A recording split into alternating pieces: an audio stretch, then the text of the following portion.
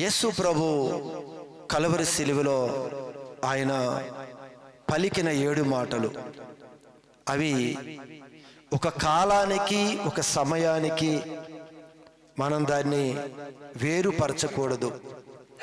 ఇవి మన జీవిత కాలమంతా ప్రతి దినము కూడా ధ్యానించవలసిన విషయాలవి, చాలా అమూల్యమైనవి. ఈ 7 మాటలు అనేక సందర్భాల్లో వీటిని మనం ధ్యానించుకుంటూనే వచ్చాం. కానీ ఈరోజు కూడా ఆ సిలువలో పలికిన 7 మాటలేనా అంటే 7 మాటలే కాదు, కానీ అనేకమైన విషయాలు ఈ లేఖనాల్లో పొందుపరచబడి ఉన్నాయి. వాటిని మనం జ్ఞాపకం చేసుకోవాలి. ఒక ఆచారంలాగా 7 మాటలు ఏదో పలికి అలా వెళ్ళిపోకూడదు. చూడండి, గుడ్ ఫ్రైడే రోజు ఎక్కువ ఏం చేస్తారంటే చర్చిస్లో కొంతమంది యూత్ని కానీ వెల్డర్స్ని కానీ పిలిచి వాక్యాన్ని చెప్పిస్తూ ఉంటారు. మరి ఈ లేఖనాలు ఆ 7 మాటలు విలువైనవా, విలువ కానివా? విలువైనవి. ఈ విలువైన మాటలు ఎవరినో సంతోష పెట్టడానికి, ఎవరినో మాట్లాడమని 10 నిమిషాలు ఇస్తే దానిలో ఉన్న సత్యము జీవం అనేది మనకు అసలు తెలియదు కూడా. చాలా విలువైన మాటలు అవి. నా ఉద్దేశం అయితే ఒక్కొక్క సేవకుడి చేత ఒక్కొక్క మాటని వివరించగలిగితే అంత లోతైన సత్యము ఆ మాటల్లో దాగి ఉంది. ఏదో సమయాన్ని మనం గడిపేయాలి, అన్ని గంటలు ఆయనతో గడపాలి, ఆయన శ్రమ పడ్డాడు కదా అని మనం కూడా శ్రమను అనుభవించడానికి ఇక్కడ కూర్చోకూడదు. శ్రమ అనుభవించడానికి ప్రభు మన ఈరోజు పిలవలేదు, కానీ దానిలో ఉన్న ఆనందాన్ని అనుభవించటానికి, దానిలో ఉన్న దేవుడిచ్చిన ఆ శ్రేష్టమైన దీవెనలు తెలుసుకునటానికే ప్రభు ఇక్కడికి పిలిచాడు, దుఃఖపడటానికైతే కాదు. అందుకే గుడ్ ఫ్రైడే మంచి శుక్రవారం, ఏడ్చే శుక్రవారం కాదు, ఆనందించే శుక్రవారం, దేవుని కీర్తించి మహిమపరిచే శుక్రవారం ఇది. అయితే జాగ్రత్తగా ఈ దినం కొన్ని మాటలు బైబిల్ గ్రంథంలో నుంచి మనం చూసుకుంటూ వస్తే, మొదటిగా గత వారంలో ఒక విషయం చెప్పాను మీకు. యేసు ప్రభు తన మనస్సును స్థిరపరుచుకొని ఆయన యెరూషలేముకు వెళ్ళటానికి ఆయన బయలుదేరాడు అనే విషయము గత వారంలో మీకు చెప్పాను. తన మనస్సును స్థిరపరుచుకొని యెరూషలేములోనికి అడుగు పెట్టిన తర్వాత తన యొక్క సిలువ యాత్ర ప్రారంభమైపోయింది. అసలు ప్రారంభం నుంచి మనం చూసుకుంటే మనకు కొన్ని విషయాలు కొత్త వారికి కూడా అర్థం కావాలి. 7 మాటలే కాదు, కానీ ఆ యొక్క సిలువలో, ఆ సిలువ యాగములో, సిలువ యాత్రలో దేవుడు కనపరిచిన కొన్ని అద్భుతాలను కూడా మనం జాగ్రత్తగా ఈ సమయంలో జ్ఞాపకం చేసుకుందాం. యేసు ప్రభు అప్పగింపబడే రాత్రి, ఈ రాత్రి యేసు ప్రభును పట్టుకుంటారు, పట్టుకొని సిలువకి తీసుకొని వెళ్ళిపోతారు. ఆ దినము పగలు యేసు ప్రభు ఏం చేశాడు అంటే తన శిష్యులని పిలిచి పస్కాని సిద్ధపరచమని చెప్పాడు యేసు ప్రభు. అయితే శిష్యులు పస్కాని సిద్ధపరిచారు. అంటే ప్రభు బల్ల, మనం ప్రభు బల్ల తీసుకుంటున్నాం కదా, అది దాన్ని సిద్ధపరచమని చెప్పాడు యేసు ప్రభు. అయితే సిద్ధపరిచారు. యేసు ప్రభు ఆ ప్రదేశంలోకి వచ్చి ఆయన చేసిన పనులు జాగ్రత్తగా గమనిస్తే, యేసు ప్రభు శిష్యుల యొక్క పాదాలు కడిగారు. తనతో పరిచర్యలోకి వచ్చిన తన శిష్యుల యొక్క పాదాలన్నిటినీ కూడా యేసు ప్రభు కడిగారు. ఎప్పుడు? అప్పగింపబడే రాత్రి, అంటే ఆ పగలు జరుగుతున్న క్రమంలో ఆయన శిష్యుల పాదాలు కడిగాడు. అంటే తన యొక్క తగ్గింపుని ఏ విధంగా చూపిస్తున్నాడో మీరు జాగ్రత్తగా గమనించాలి. శిష్యుడు పాదాలని కడిగిన తర్వాత ఆయన అక్కడ తన నడుంకున్న టవాలుతో అందరి కాళ్ళు తుడిచారు. అందరి కాళ్ళు తుడిచిన తర్వాత ఆయన ప్రభు బల్లని ప్రారంభించాడు. అక్కడున్న ఒక రొట్టె, ద్రాక్ష రసము యేసు ప్రభు దగ్గర ఉంది. యేసు ప్రభు ఆ రొట్టెను విరిచి వారితో మాట్లాడుతున్న మాటలు, ఆ పాత్రను చూపించి ఆ శిష్యులతో చెప్తున్న సందర్భం ఈ సందర్భంలో మనం జ్ఞాపకం చేసుకోవాలి. చివరి గడియల్లో యేసు ప్రభు చేసిన పనిది. చివరి సమయంలో యేసు ప్రభు ఏ విధంగా తన యొక్క చివరి జర్నీ ఎలా జరిగింది అనేది మనం తప్పనిసరిగా తెలియాలి. చూద్దాం ఒకసారి ఆ మాట. ఆయన ఒక రొట్టె పట్టుకొని, యేసు ప్రభు ఒక రొట్టెను పట్టుకొని కృతజ్ఞతాస్తుతులు చెల్లించి దాన్ని విరిచి వారికిచ్చి ఆ శిష్యులకిచ్చి, ఇది మీ కొరకు ఇయ్యబడుచున్న నా శరీరము, ఇది మీ కొరకు విరవబడుతున్న నా శరీరము అంటున్నాడు. ముందుగానే చెప్తున్నాడు, సమస్త మానవాళి కొరకు నేను కలువరి సిలువలో మరణించవలసి ఉంది అని ఎన్నో ఉపదేశాలు యేసు ప్రభు మాట్లాడారు, కానీ శిష్యులకి అర్థం కాల. ఈ సమయంలో కూడా ఆయన శరీరాన్ని విరిచి, రొట్టెని విరిచి ఇది నా శరీరము అని ఇస్తున్నప్పుడు కూడా శిష్యులు గ్రహించలేదు. ఆయన మరణానికి వెళ్ళిపోతున్నాను అని యేసు ప్రభు చాలా స్పష్టంగా ఇది చేయమని వారితో మాట్లాడుతూ ఉన్నాడు. ఆయన విరిచి, ఇది మీ కొరకు విరవబడుతున్న నా శరీరము, నా శరీరం విరవబడుతుంది, నా శరీరాన్ని విడిచిపెట్టబోతూ ఉన్నాను, నా శరీరం నలగొట్టబోతుంది, ఇది మీ కొరకు అని అనేక మార్లు బోధించిన అదే ఉపదేశాన్ని చివరి యాత్రలో ఆయన మరొక్కసారి ఆ విషయాన్ని ప్రస్తావిస్తూ ఉన్నారు. నన్ను జ్ఞాపకం చేసుకొనటానికి దీన్ని చేయండి. ఏమి జ్ఞాపకం చేసుకోవాలి? ఈరోజు మనం ప్రభు బలలో కూడా ఇదిగో ఆయన మన కొరకు విరవబడ్డాడు. యేసు ప్రభు మన కొరకు కొట్టబడ్డాడు, మన కొరకు అవమానించబడ్డాడు, మన కొరకు ప్రాణ త్యాగము చేశాడు అనే విషయాన్ని ఆయన జ్ఞాపకము చేసుకొనుటకు ఇది చేయండి. ఇది మీరు బైబిల్ గ్రంథాన్ని మీరు పరిశీలిస్తే సమాజంగా కూడినప్పుడల్లా కూడా ఇది మీరు చెయ్యండి. ఏం చేయాలి? మనం ప్రభుని జ్ఞాపకం చేసుకోవాలి. ఒక్క గుడ్ ఫ్రైడే రోజు కాదు జ్ఞాపకం చేసుకునేది. ఇది మీరు సమాజంగా కూడి వచ్చినప్పుడల్లా, మనందరం కూడా దేవుని పిల్లలుగా గ్యాదర్ అయినప్పుడల్లా కూడా మన జ్ఞాపకం చేసుకునవలసింది ఏమిటి అంటే, ప్రభు మన కొరకు మరణించాడు. ఆయన దేని కొరకు మరణించాడు? ఆ మరణం ద్వారా మనకి ఏం కలిగింది? ఆ మరణం ద్వారా మనకి ఏం దీవెన వచ్చింది? ఆ మరణం ద్వారా మనకు కలిగిన ఆ లాభం ఏంటో ముందు మనకు అర్థం కావాలి. అప్పుడే మనం ప్రాణం పెట్టగలం, అప్పుడే ఆయన కొరకు మనం జీవించగలం, అప్పుడే ఆయన కొరకు మనం బ్రతకగలం. అది అర్థం కావాలి.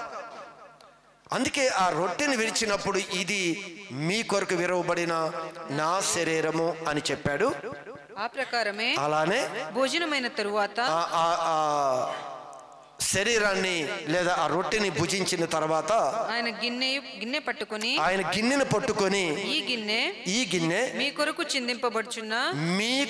చిందింపబడుచున్న నా రక్తము వలనైన క్రొత్త నిబంధన. ఆ పాత్రలో ద్రాక్షారసం ఉంది, ఈ చేతిలో రొట్టె, ద్రాక్షారసం. ఇది నా శరీరము అంటున్నాడు. ఇది నా రక్తము మీ కొరకు చిందించబడుచున్న నా రక్తమైన క్రొత్త నిబంధన. యేసు ప్రభు కలువరి సిలువ ద్వారా ఒక కొత్త నిబంధన మనకు వచ్చింది. పాత నిబంధనని ఆయన నెరవేర్చి క్రొత్త నిబంధనలోనికి మనల్ని తీసుకొని వచ్చాడు ఈ సిలువ యాగము ద్వారా. పాత నిబంధన మన ఒక పాపంలో బంధిస్తే, ఈ క్రొత్త నిబంధన దూరస్తులైన మనల్ని సమీపస్తులుగా చేసింది కలువరి యొక్క సిలువ యాగం. అయితే ఏమిటి నూతన క్రొత్త నిబంధన అంటే, ఈ నిబంధనలో ప్రభు అంటాడు, మీకు నేను దేవుణ్ణి ఉంటాను, మీరు నాకు కుమారులు కుమార్తెలై ఉంటారు. ఇది క్రొత్త నిబంధన. యజమానుడు కాదు ఆయన పాత నిబంధనలో లాగా, ఆయన కొత్త నిబంధనలో తండ్రి కుమారుల బంధానికి తీసుకొని వచ్చాడు. యజమానుడు యొక్క స్థితిలోంచి ఈరోజు తండ్రి కుమారుల బంధానికి తీసుకొని వచ్చాడు. గమనించండి, ఇదిగో యేసు ప్రభు చెప్పింది ఒకటే, నిత్యము నన్ను జ్ఞాపకం చేసుకోవాలి. మీరు సమాజంగా కూడుకున్నారా, మీరు నన్ను జ్ఞాపకం చేసుకోవాలి. ఇది మన ఈ సిలువలో పలికిన 7 మాటలైనా, ఈ సిలువలో చివరి యాత్ర అయినా ఈ దినము కాదు మనం ఇది ధ్యానించవలసింది. ప్రతి సమాజంగా కూడినప్పుడల్లా ఇది మనకి సత్యం మనకు అర్థం కావాలి, ప్రభు త్యాగం మనకు అర్థం కావాలి. ఈరోజు చాలా సింపుల్గా క్రైస్తవుడు దాన్ని పక్కన పెట్టేస్తున్నాడు. ఆయన మరణం వ్యర్థమైపోతుంది కదా, ఆయన త్యాగమే అర్థమైపోతుంది కదా, ఆయన ఇచ్చిన విలువైనది మన దగ్గర నుంచి తొలగిపోతుంది కదా. అది అర్థం కాక మనం చాలా మంది తృణీకరిస్తూ ఉన్నాం. అయితే ఆయన యాత్ర మొదటిలో చేసినది, ఆయన అందరి పాదాలు కడిగారు ఒకటి. రెండవది ఆయన చేసింది ఏమిటి, ఆయన బల్ల ఇస్తూ నన్ను జ్ఞాపకము చేసుకునటానికి ఇది మీరు చెయ్యండి. కూడినప్పుడల్లా మన రొట్టె విరవాలి, కూడినప్పుడల్లా మన రొట్టె విరవాలి. ఏమిటి రొట్టె? ఎవరైనా ఏంటయ్యా మీ మందిరంలో ఈ పద్ధతి ఏంటి, ఇదేంటి రొట్టె ఏంటి, ఇది శరీరం అంటున్నారు, ఈ ద్రాక్షరసం ఏంటి, ఇది రక్తం అంటున్నారు, అసలు ఇదేంటి మీరు చేసే పని అని ఎవరైనా బయట వారు మిమ్మల్ని అడిగినప్పుడు మీరేం చెప్పాలి? ఇదిగో నా ప్రభు నా కొరకు విరవబడిన శరీరము, నా కొరకు ఆయన ప్రాణత్యాగం చేశాడు. అందుకే దీని యొక్క మర్మము, దీని యొక్క సత్యము మన సంపూర్ణంగా ఎరగాలండి. ఎప్పుడు కూడా మర్చిపోకూడదు. ఆ త్యాగమే ఈరోజు మన నిత్యత్వానికి తీసుకొని వెళుతుంది. 2, అయితే ఈ ప్రభు బల కార్యక్రమం పూర్తయిపోయింది. యేసు ప్రభు గత్సెమనే తోటకి బయలుదేరారు. నేను డెప్త్కి వెళ్ళట్లేదు, బ్రీఫ్గా మీకు ఈ సమయంలో మనకు అర్థం కావాలి కనుక కొన్ని విషయాలు మీకు చెప్తున్నారు. అయితే గత్సెమనే తోటలోనికి యేసు ప్రభు తన శిష్యులతో పాటు వెళ్ళాడు. ఆ తోటలోకి వెళ్ళాడు. ప్రార్థనకి ఒక్కొక్కరు రాతి వేత అంత దూరంలో తలో ప్రదేశంలో కూర్చుంటానికి వెళ్ళారు. రాయి విసిరితే ఎంత దూరమో అలా దూరంగా కూర్చొని ప్రార్థన చేస్తున్నారు. చాలా భారంగా ప్రార్థన చేస్తున్నాడు యేసు ప్రభు. చివరి ప్రార్థన అనుకోవచ్చు ఇది. చివరి దినము, చివరి రోజు, చివరి ప్రార్థన. అయితే చాలా రోదనతో ప్రార్థన చేస్తున్నాడు ఆయన. తన యొక్క దేహం అంతా కూడా బాగా అలసిపోయింది ప్రార్థనలో. శిష్యుడు తనడు ఒక్క గడి అయినా మీరు మెలకుతో ఉండి ప్రార్థన చేయొచ్చు అంటే వారు నిద్రమత్తులో ఉన్నారు. కానీ యేసు ప్రభు ప్రార్థన చేస్తున్నాడు. గమనించవలసింది ఏమిటి అంటే, తనలో వస్తున్న చెమట అంట రక్తపు బిందువులుగా కనిపిస్తున్నాయంట. ఆ విధంగా వచ్చాయి. అంటే దేహంలో ఎక్కడైతే స్వెట్టింగ్ వస్తుందో ఆ ప్రదేశంలో రక్తం కారిపోతూ ఉంది యేసు ప్రభు. ఆ విధంగా ఆయన ప్రార్థన చేస్తున్నాడు. ఆయన చేస్తున్న ఆ ప్రార్థనలో మనం గమనించవలసింది, రక్తం చెమట రక్తం దారాలుగా కారే విధంగా ఆయన ప్రార్థన చేశారు. చేస్తూ ఉండగా శిష్యులు, అయ్యా మెలకుగోని కొంచెం సేపు ప్రార్థన చేయమన్నాడు, చేయట్లేదు. యేసు ప్రభు తెలుసు, ఇదిగో నన్ను పట్టుకునటానికి వస్తున్నారు అని తెలుసు. అది నిశ్చయించుకొనే ఆయన అన్ని స్థిరపరచుకుంటూ ప్రభు బల జరిపించి పాదాలు కడిగి ఈ గత్సెమనే తోటలోనికి వచ్చాడు. వారు వస్తారు, నన్ను పట్టుకుంటారు, తీసుకుని వెళ్తారని తెలుసు. వారితో అంటున్నారు, సరే ఇక లెగవండి, ఇక నిద్రమత్తులో మీరున్నారు. ఏమన్నాడు యేసు ప్రభు అక్కడ? ఇక విశ్రాంతి మీరు తీసుకోండి, వారు నన్ను పట్టుకునటానికి సమీపంగా ఉన్నారు అని యేసు ప్రభు చెప్పారు. వెంటనే వారు వచ్చారు, యేసు ప్రభును పట్టేసుకున్నారు. అది ఆ రాత్రి జరిగిన ఆ క్రమం. యేసు ప్రభును బంధించారు. బంధించుకున్నప్పుడు అక్కడ శిష్యుడు వెంటనే ఆ సైనికుడు చెవు నరికినట్లుగా యేసు ప్రభు అది తప్పు అని చెప్పి ఆ చెవిని మరలా తనకి సైనికుడికి పెట్టి యథావిధిగా చెవుని తీసుకుని వచ్చాడు యేసుప్రభు. తన శత్రువును కూడా ఎలా ప్రేమిస్తున్నాడో, శత్రువును ఎలా క్షమించే విధానం ఉందో కూడా అక్కడ ఆయన ఆ మాటలు ప్రస్తావిస్తూ ఉన్నారు. అయిపోయింది, యేసుప్రభుని పట్టుకున్నారు, తీసుకుని వెళ్ళిపోయారు. ఆ రాత్రి అంతా ఆయన్ని ఆయా ప్రదేశాలకి తిప్పుకుంటూ ముందు కొనసాగించారు. చివరికి ఆయన 9 గంటలకి కలువరి శిలువలోనికి, ఆయన గొల్గతా కొండ మీదకి యేసు ప్రభును 9 గంటలకి ఆయన కొండ మీదకి శిలువలోనికి తీసుకుని వెళ్ళారు. ఈ లోపు ఆయన ఎంత హింస పెట్టారు అనేది ఇది ఇక్కడ రాయబడి ఉంది. ఇక మనం చదివిన యెషయా గ్రంథంలో యేసు ప్రభు ఈ భూమి మీదకి రాకముందు కొన్ని వందల సంవత్సరాల క్రితమే ప్రభు యేసు ప్రభు గురించి ఇదిగో ఈ ప్రవచన వాక్యాలు రాయించాడు. అలానే యేసు ప్రభు వచ్చాడు, ఆయన బట్టలు చింపేశారు, మరొక వస్త్రాలు ధరింపజేశారు, వాటిని తీసేశారు, కొరడాలతో కొట్టారు, ఉమ్మి వేశారు, ఎంట్రుకలు పెరికి వేశారు, గుద్దారు, ముసుగు వేసి గుద్ది ఎవరు గుద్దారో చెప్పమని హేళన చేశారు. ఇంకేం చేశారు?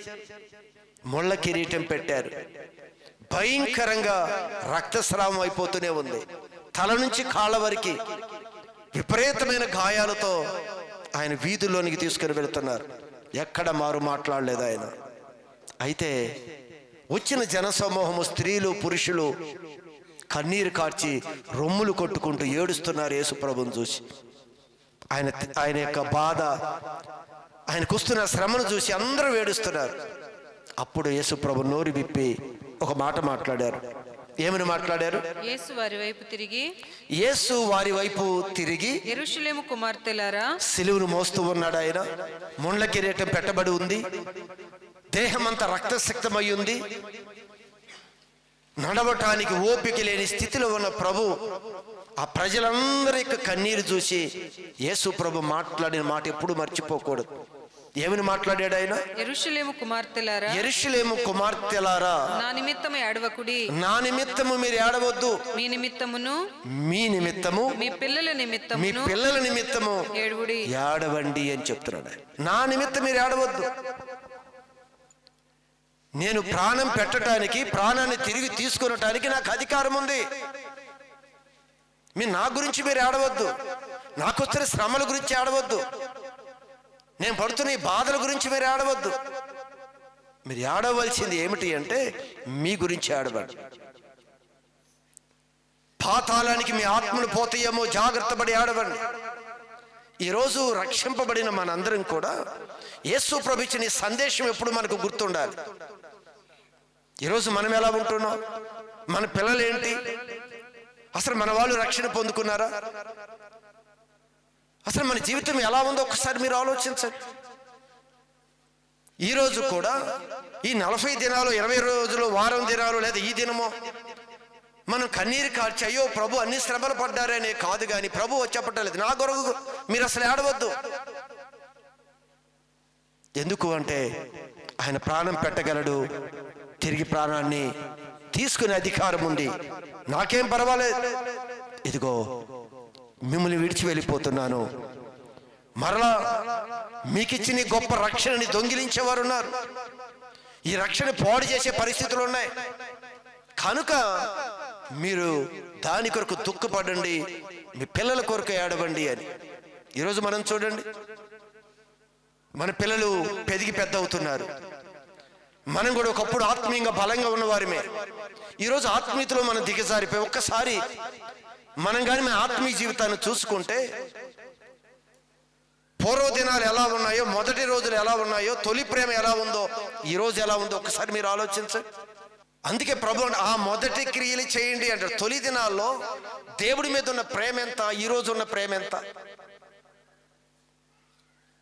మన పిల్లలు ఎదిగి పెద్ద అవుతున్నారు, ఒకవేళ వాళ్ళ రక్షణ లేదే, వారు ఇంకా దేవుణ్ణి తెలుసుకోలేదే, నా పిల్లలు దేవుళ్ళు బాగా ఎదగాలే అని ఆలోచన కన్నా భూ సంబంధమైన వాటిలో పిల్లలు బాగుంటే ఆనందపడుతున్నామే కానీ దేవుడు చెప్పిన విధంగా ఆత్మీయతలో ఎరగని పిల్లలుగా ఉంటే మనం బాధపడే పరిస్థితులే లేవు మనకి.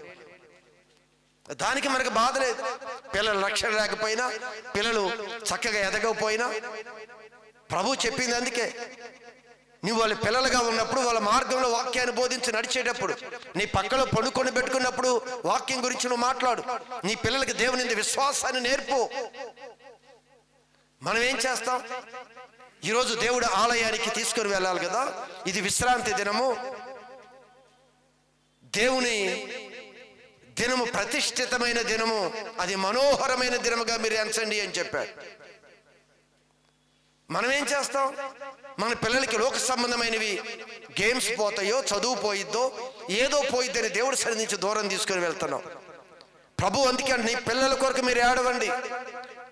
ఈరోజు పిల్లలకి చిన్న గాయం తగిలితే తట్టుకోలేం కదా, చిన్న బాధ కలిగితే తట్టుకోలేం కదా. రేపు మన కళ్ళ ముందు మన పిల్లలు ఒక నిత్యాగ్నిలోకి వెళ్ళిపోతే ఎంత భయంకరమో తెలుసా? ఆ రోజు ఏడ్చినా కుదరదు. అందుకే ధనవంతుడు అంటాడు, లాజరు ధనవంతుడు యొక్క సందర్భంలో, అయ్యా ఒక్కసారి నా సహోదరులకు వెళ్ళి నేను చెప్పొస్తానయ్యా. ఎవరిని పంపించాలంట? లాజర్ని పంపయ్యా, ఒక్కసారి వాళ్ళకి చెప్పేసి వస్తే వాళ్ళు మార్చుకుంటారు కదా. లేకపోతే నా కుటుంబం, నా తల్లిదండ్రులు, నా అన్నదమ్ములు, నా అక్క చెల్లెండ్రులు మరలి భయంకరమైన స్థితికి వెళ్ళిపోతారేమోనని రొమ్ములు కొట్టుకొని ఏడుస్తున్నాడు అక్కడ. ప్రభు చెప్పాడు, లేదు, అవకాశం లేదు, మరొక అవకాశం లేదు. అక్కడ నా సేవకులు ఉన్నారు, నా సేవకులు బోధిస్తున్నారు, వారు చెప్పినది వారు విని వస్తే చాలు అన్నాడు, కానీ పంపించలేదు. ఎందుకు ఈ విషయాన్ని చెప్తున్నారు అంటే, ఈరోజు యేసు ప్రభు అంత బాధల్లో కూడా చెప్తున్నాడు, నా కొరకు ఏడవద్దు మీరు, మీ కొరకు. రేపు మీ పరిస్థితి ఏంటి? ఈరోజు నాకు ఈ శ్రమలు వస్తున్నాయే, మీరు ఈ రక్షణలో ఎలా పడితే అలా కొనసాగితే, నీ విశ్వాసాన్ని పోగొట్టుకుంటే, నీ ఆత్మీయ స్థితిలోంచి దిగజారితే, దేవుని సన్నిధి నిర్లక్ష్యం చేస్తే ఎంత నష్టపోతావో అది నీకు తెలియట్లేదు. దాని కొరకు ఏడు. రేపు నీ పిల్లల భవిష్యత్తు ఏంటో ఒక్కసారి ఆలోచించు. ఈ లోకంలో ఉద్యోగాలు ఉన్నాయి, వ్యాపారాలు ఉన్నాయి, అన్నిట్లో నీ పిల్లలు బాగా ఎదుగుతున్నారు నువ్వు అనుకుంటున్నావేమో. రేపు జరిగే పరిస్థితి భయంకరమైన. ఈరోజు చిన్న అపాయం జరిగితే, చిన్న యాక్సిడెంట్ అయిపోతే తట్టుకోలేని తల్లిదండ్రులు. రేపు పరిస్థితి అండి. ఇంత వాక్యం తెలుసు కదా, చివరి ముగింపు ఎలా ఉంటుందో తెలుసు కదా, యేసు ప్రభు ఎందుకు వచ్చాడో తెలుసు కదా, అన్నీ తెలిసిన మనం కూడా ప్రభు అంటాడు, నీ సొంత రక్షణని భయముతోను వణుకుతోను కాపాడు. నీకు ఇచ్చిన సొంత రక్షణ, దీన్ని ఎంత జాగ్రత్తగా ఉంచాలో తెలుసా? భయముతో వణుకుతో కాపాడుకోమని చెప్పాడు. అదే విషయాన్ని యేసు ప్రభు తన మీద ఉన్న శిలువను మోస్తూ, ముళ్ళ కిరీటం మధ్య రక్తసిక్తమైన యేసు ఆ వీధుల్లో నడుస్తూ తన పిల్లను ఉద్దేశించి ఆయన మాట్లాడుతున్న ఒక మాట ఇది. అయిపోయింది. యేసు ప్రభుని అలానే గొల్గొతా కొండ మీదకి తీసుకుని వెళ్ళారు, సిలువ వేశారు. యేసు ప్రభు సిలువ మీద INRI అనే పదాలు మనకు కనిపిస్తాయి. ఏం పదాలు? INRI. ఈ పదాలు కనిపిస్తూ ఉంటాయి. దీనికి భావము ఏమిటి అనేది ఒకసారి మనం ఆలోచిస్తే ఏంటంటే దాని భావము, యూదుల రాజైన నజరేయుడైన యేసు అనే పదాన్ని ఆ పైన రాసినట్లుగా మనం చూస్తాం. అది అందరూ చెప్పారు, ఈయన రాజు అని చెప్పుకుంటున్నాడు కదా, యూదుల రాజు అని చెప్తున్నాడు కదా అని అన్నారు. అలానే పిలాతు ఆ విధంగానే రాయించి ఆ సిలువ మీద INRI అనే పదాలు రాయించారు. అంటే ఏమని చెప్పుకున్నాం? యూదుల రాజైన నజరేయుడైన యేసు అనే పదాన్ని అక్కడ రాయించారు. యేసు ప్రభుని సిలువెక్కించారు. అయితే ఈ యొక్క యాత్రలో జరిగిన ఈ కార్యాలు, అయితే యేసు ప్రభు ఈ సిలువ మీద ఉదయం 9 గంటల నుంచి మధ్యాహ్నం 3 గంటల వరకు ఆయన సిలువలో ఉన్నారు. జాగ్రత్తగా గమనించాలి. అయితే 9 గంటల నుంచి 12 గంటల వరకు గొప్ప వెలుగు ప్రకాశిస్తూ ఉంది. అయితే 12 గంటల నుంచి 3 గంటల వరకు అదంతా కూడా చీకటి కమ్మిందంట. దేశమంతా కూడా చీకటి. అద్భుతం చూడండి. యేసు ప్రభుని ఎప్పుడైతే సిలువేశారో జరుగుతున్న అద్భుతాలు, యేసు ప్రభు సిలువలోనికి వచ్చే మధ్యలో జరిగిందంతా మనం చూస్తున్నాం. ఆయన ఎలా నలగొట్టబడ్డాడో, ఆయన ఏ విధంగా కలువరి సిలువలో బలయ్యాడో. ఎందుకండి, యెషయా గ్రంథంలో మనం చదివాం కదా, ఆయన పడిన గాయముల చేత మనకేమైంది? స్వస్థత. ఏమిటి? కలువరి సిలువలో యేసు ప్రభు పడిన గాయాలు మనకేం చేశాయంటే స్వస్థతనిచ్చాయి. ఆయన కార్చిన రక్తము ఏం చేసిందంట? చూడండి అక్కడ ఆయన ఏమని ఆ మాటలు రాశాడు.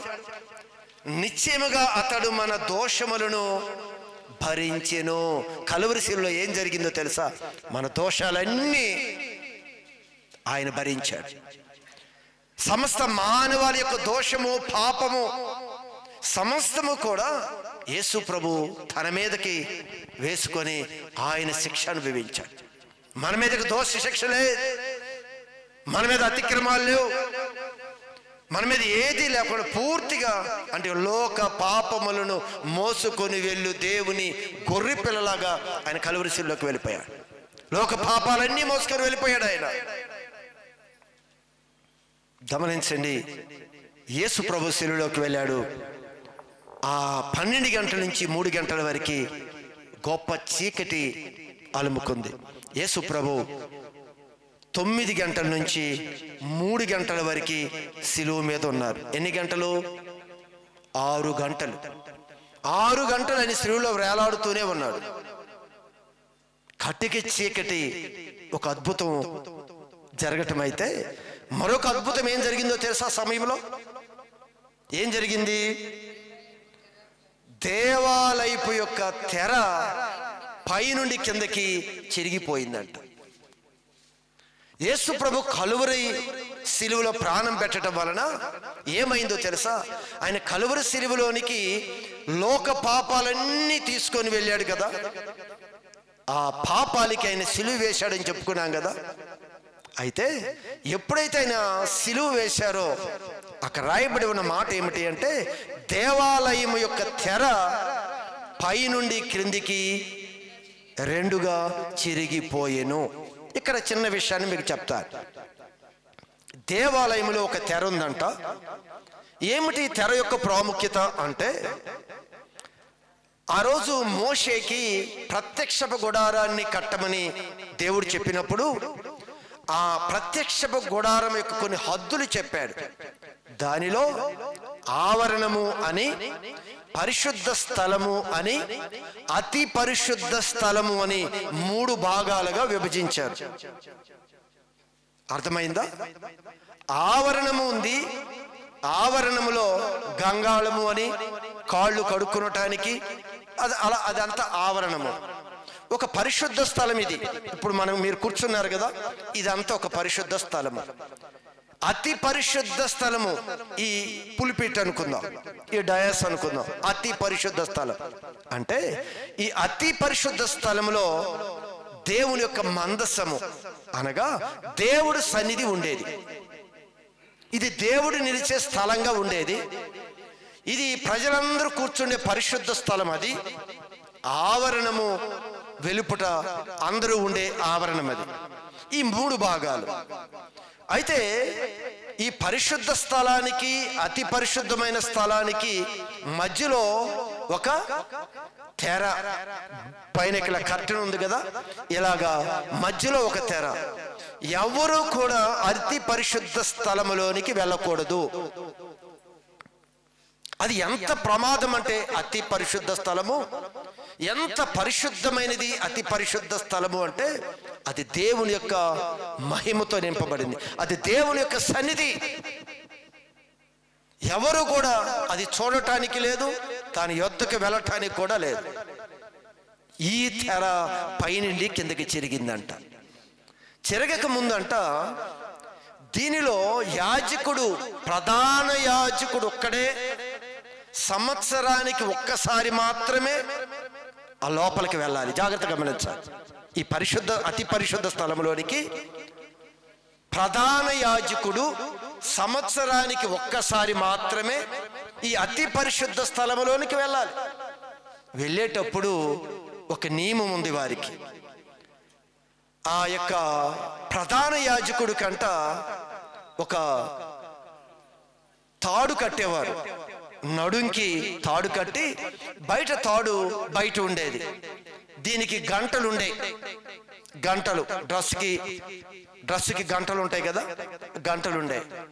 అయితే వాళ్ళ తాడు వాళ్ళ చేతుల్లో ఉండేది.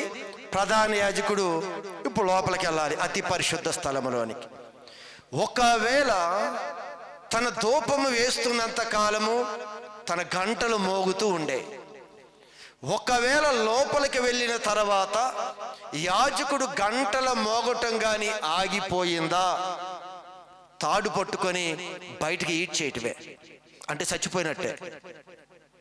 ఒకవేళ అపవిత్రంగా కానీ అయోగ్యంగా కానీ అతి పరిశుద్ధ స్థలంలోనికి ఏ వ్యక్తి వెళ్ళకూడదు. ప్రధాన యాజకుడు కూడా సంవత్సరానికి ఒక్కసారి ఆ లోపలికి వెళ్ళేటప్పుడు వీళ్ళ యొక్క క్రమం ఏంటి అంటే, ఒకవేళ అతనిలో కూడా దోషం, ఒకవేళ అతను కూడా దేవుడికి అంగీకారంగా లేకపోతే లోపల చనిపోతారు. ఒకవేళ ఈ తాడు లేదనుకోండి, లోపలికి వెళ్ళిన వ్యక్తి ఒకవేళ అపవిత్రంగా కూడా చనిపోయాడు అనుకోండి, శవాన్ని బయటికి తీసేది ఎవరు? లోపల అడిగి పెట్టేది లేదు. కనుక ముందుగానే తాడు కట్టేవారు. ఈయన ప్రధాన యాజకుడికి గంటలు ఉండే, ఈ డ్రెస్ నిండా ఆయన అడుగులు వేస్తే గజ్జలు మోగుతూ ఉంటాయి కదా, ఇప్పుడు పట్టాలు వేసుకుని తిరుగుతుంటే గల్లు గల్లుమని అవి ఇంకొంచెం బాగా మోగాయేమో. ఆయన అడుగు వేయగానే ఆ గంటలు మోగుతూ ఉండే. ఆ ప్రధాన యాజకుడు వెళ్ళి ధూపం వేయాలి. అది అతి పరిశుద్ధ స్థలం. ఒకవేళ గంటలు సౌండ్ చప్పుడు ఆగిందా చనిపోయినట్టే, పట్టుకొని బయటికి ఈడ్చేయాలి. అది ఇంత అతి పరిశుద్ధ స్థలానికి, ఈ పరిశుద్ధ స్థలంలో ఉన్న విశ్వాసులకి మధ్య ఈ అడ్డు తెర యేసు క్రీస్తు కలువరి శిలువలో మరణించినప్పుడు అది పైనుంచి క్రిందికి రెండుగా చిరిగిపోయింది. ఉభయులను ఏకంగా చేశాడు ఆయన యేసు ప్రభు. ప్రభుని చూడటానికి, ప్రభు స్వర్మీనటానికి, ప్రభుని చేరుకునటానికి అతి పరిశుద్ధ స్థలంలోనికి అందరికీ అనుమతి వచ్చే విధంగా మన పాప దోష శిక్షణ అంతా కూడా ఆయన కలువరి శిలువలోకి తీసుకుని వెళ్ళిపోయి మనల్ని ఉభయులని ఏం చేశాడు? ఏకం చేసేశాడు. కలువరి శిలువలో ఏం జరిగిందో తెలుసా? దూరస్తులైన మనల్ని దేవునికి సమీపస్తులుగా చేసింది కలువరిలో యేసు క్రీస్తు యొక్క త్యాగం. అయోగ్యులైన మనల్ని యోగ్యులుగా మార్చింది సిలువ త్యాగం. అపవిత్రులైన మనల్ని పరిశుద్ధులుగా మార్చింది. అందుకే అడ్డు తెర తొలగిపోయింది. ఈరోజు ప్రతి వ్యక్తి ప్రభు దగ్గరికి వెళ్ళొచ్చు, ప్రతి వ్యక్తి ప్రభు దగ్గర ప్రార్థన చేయొచ్చు, ప్రతి వ్యక్తి ప్రభునికి దర్శించవచ్చు.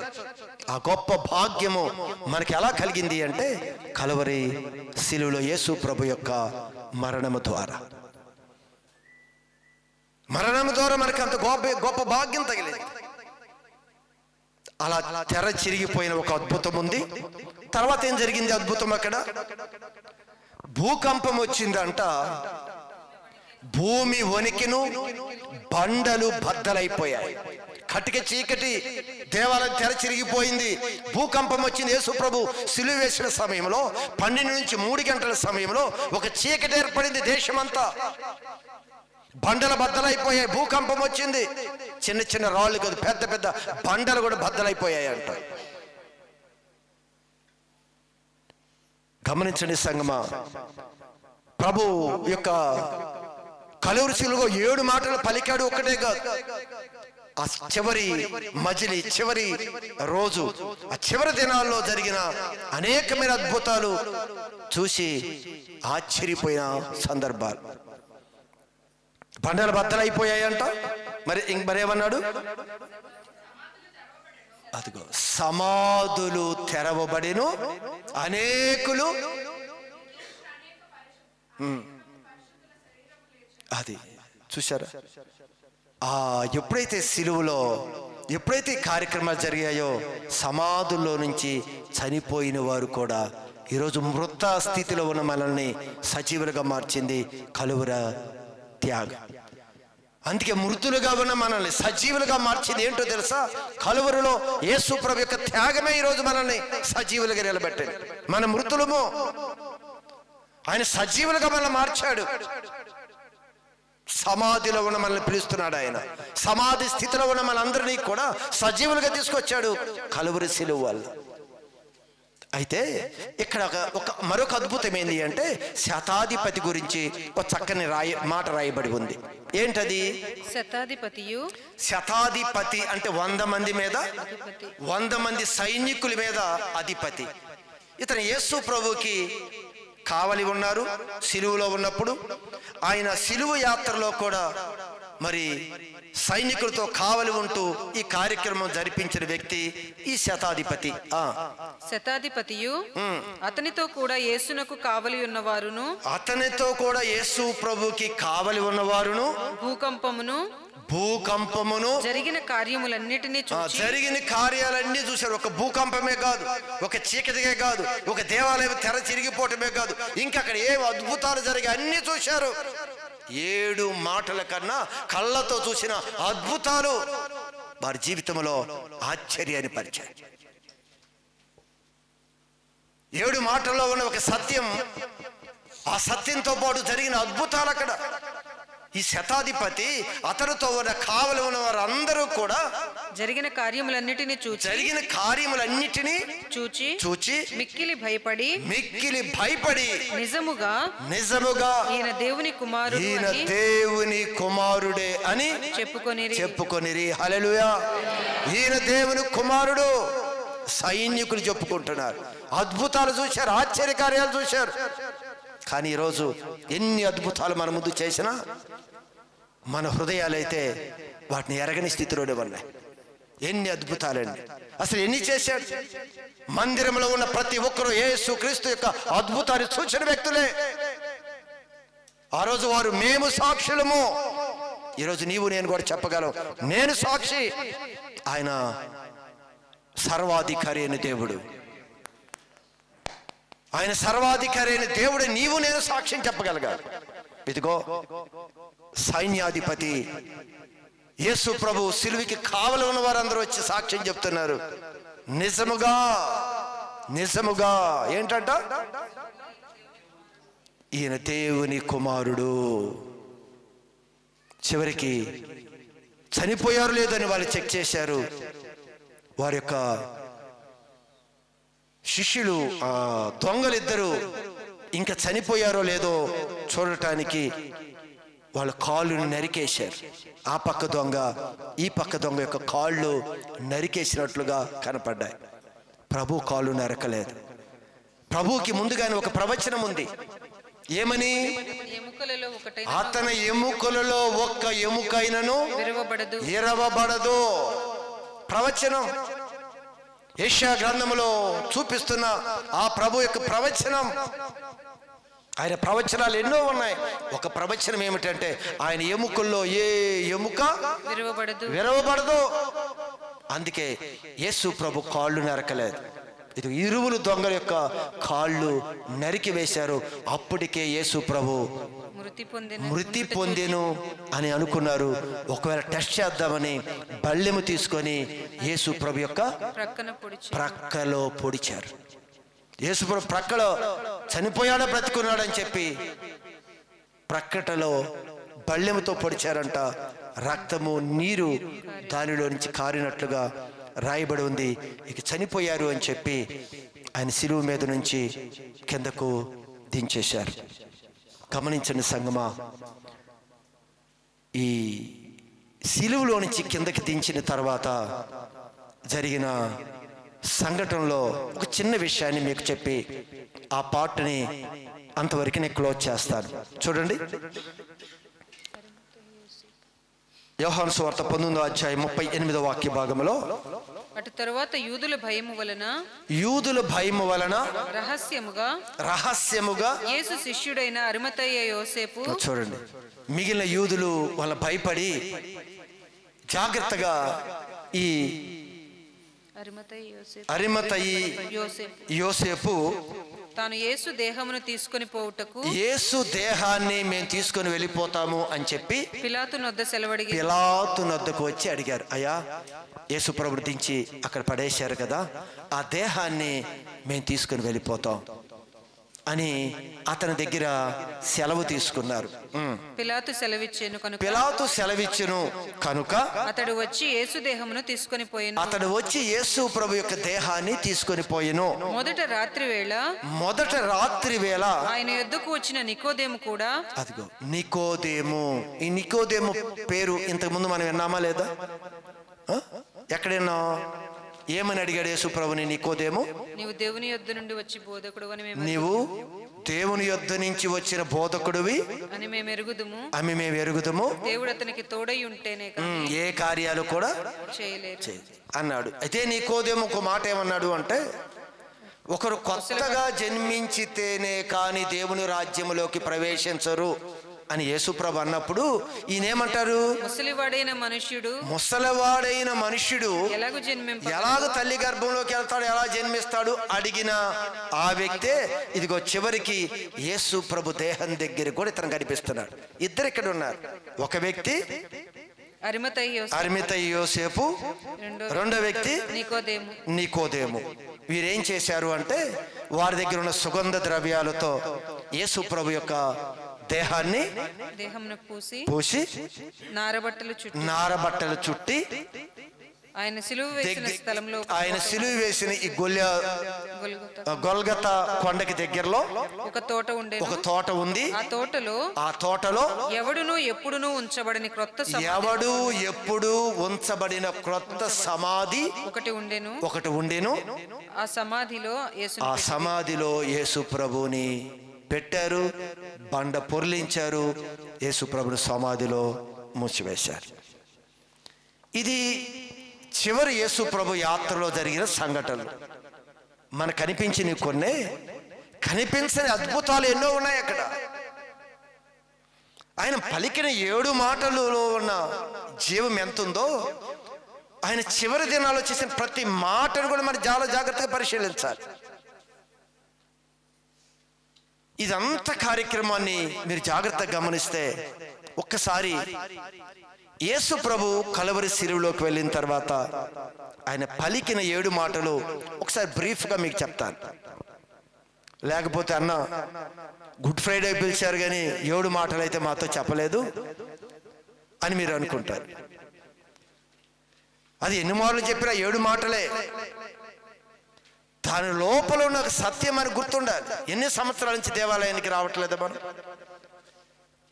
7 మాటలు ఆయన కలువరి శిలువ చివరికి ప్రాణం విడిచే సమయంలో ఆయన శిలువ మీదుండి మాట్లాడిన 7 మాటలు ఎంత విలువైనవో, ఆయన జీవిత కాలంలో మాట్లాడిన ప్రతి మాట కూడా అంత విలువైనవే. అంత విలువైన మాటలు ప్రతి మాట కూడా.